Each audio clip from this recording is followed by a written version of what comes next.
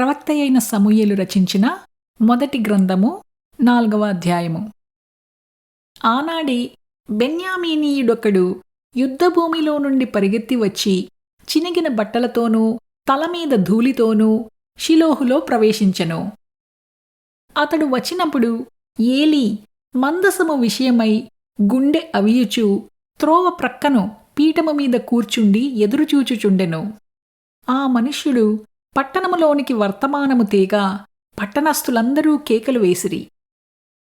ఏలీ ఆ కేకలు విని ఈ గల్లత్తు ఏమని అడుగగా ఆ మనుష్యుడు త్వరగా వచ్చి ఏలీతో సంగతి తెలియజెప్పెను. ఏలీ 98 వాడై ఉండెను. అతనికి దృష్టి మందగిలినందున అతని కండ్లు కానరాకుండెను. ఆ మనుష్యుడు, యుద్ధములో నుండి వచ్చినవాడను నేనే, నేడు యుద్ధములో నుండి పరిగెత్తి వచ్చితినని ఏలీతో అనగా అతడు, నాయనా, అక్కడ ఏమి జరిగినని అడిగెను. అందుకు అతడు, ఇశ్రాయేలీయులు ఫిలిష్తీయుల ముందర నిలవలేక పారిపోయిరి. జనులలో అనేకులు హతులైరి. హోఫ్నీ ఫినెహాసు అను నీ 2 కుమారులు మృతులైరి. మరియు దేవుని మందసము పట్టబడెను అని చెప్పెను.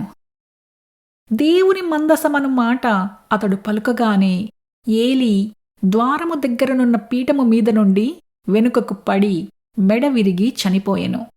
ఏలయనగా అతడు వృద్ధుడై బహుస్థూలదేహి అయి ఉండెను. అతడు 40 సంవత్సరములు ఇశ్రాయేలీయులకు న్యాయము తీర్చెను. ఏలీ కోడలగు ఫినెహాసు భార్యకు అప్పటికి గర్భము కలిగి కనుప్రొద్దులై ఉండగా దేవుని యొక్క మందసము పట్టబడిననియూ తన మామయూ తన పెనిమిటియూ చనిపోయిరనియూ ఆమె విని నొప్పులు తగిలి మోకాళ్ల మీదికి కృంగి ప్రసవమాయెను. ఆమె మృతినొందుచుండగా దగ్గర నిలిచియున్న స్త్రీలు ఆమెతో, భయపడవద్దు, కుమారుని కంటివనిరి కాని ఆమె ప్రత్యుత్తరమియ్యకయూ లక్ష్యపెట్టకయూ ఉండినదై దేవుని మందసము పట్టబడినదను సంగతిని, తన మామయూ పెనిమిటియూ చనిపోయిన సంగతిని తెలుసుకుని ప్రభావము ఇశ్రాయేలీయులలో నుండి పోయెనని చెప్పి తన బిడ్డకు ఈకాబోదు అను పేరు పెట్టెను. దేవుని మందసము పట్టబడిపోయినందున ప్రభావము ఇశ్రాయేలీయులలో నుండి చెరపట్టబడిపోయెనని ఆమె చెప్పెను.